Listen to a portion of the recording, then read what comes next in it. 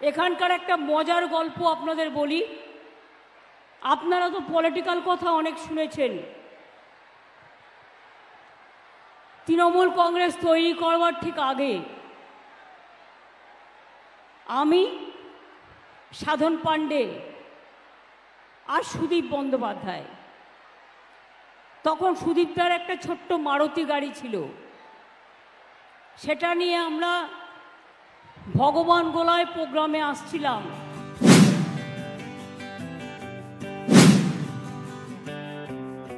এখানকার একটা মজার গল্প আপনাদের বলি।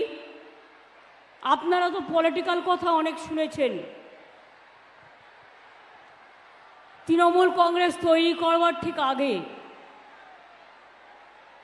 আমি, সাধন পাণ্ডে আর সুদীপ বন্দ্যোপাধ্যায়, তখন সুদীপদার একটা ছোট্ট মারুতি গাড়ি ছিল, সেটা নিয়ে আমরা ভগবান গোলায় প্রোগ্রামে আসছিলাম।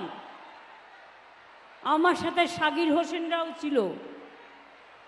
তখন খুব ঝড় বৃষ্টি হয়। ঝড় বৃষ্টিতে মঞ্চটা পুরো ভেঙে যায়।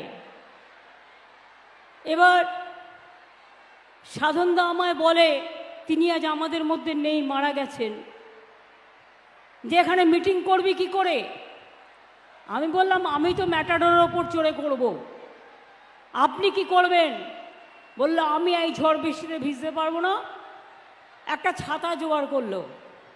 আমি বললাম, কত দাম নিল ছাতাটার? বললো 10 টাকা। এবার সাধনদা পুরো শুকনো, আর আমি সুদীপদা পুরো ভিজে জ্বলে গেছি একদম পুরো। তারপরে আমাদের বহরমপুর ফিরতে হবে। তা রাস্তায় যেতে যেতে সাধনদা বলছে, খুব খিদে পেয়েছে রে, কিছু খাওয়াবি? তা আমি বললাম, আমি এখানে জানি একটা দারুণ ডালের বড়া পাওয়া যায়, সেই রকম একটা জায়গা আছে। সাধনদা বলছে, খুব খিদে পেয়েছে রে। আমি বললাম, একটা দারুণ দোকান আছে, দাঁড়ান। বলে ভগবান গোলার কাছে টাউনের মুখেই একটা দোকান আছে, এখন আছে কিনা আমি জানি না, আমি 97-98 সালের কথা বলছি। আমরা ফুলুরি টুলুরি কিনলাম, ডালের বড়া মুড়ি কিনলাম, কিনে ওদের খেতে দিলাম। কিছুক্ষণ যাবার পরে সাধনদা বলছে, বাবা শরীরটা তৃপ্ত হলো। আমি তখন সাধনদাকে বলি, আপনি তো একটু ভেজেননি? বলছে, হ্যাঁ এখন তো আস্তে আস্তে গেলে চলবে, আমাকে একটু জল দিবি? আমি বললাম, দাঁড়া দিচ্ছি।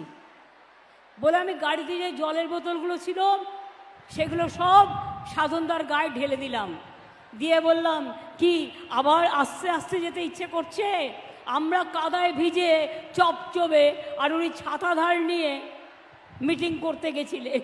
সুতরাং এইসব দেখে তখনকার ঘটনার কিছু কিছু কথা মনে পড়ে বলে আপনাদের কিছু কিছু কথা বললাম।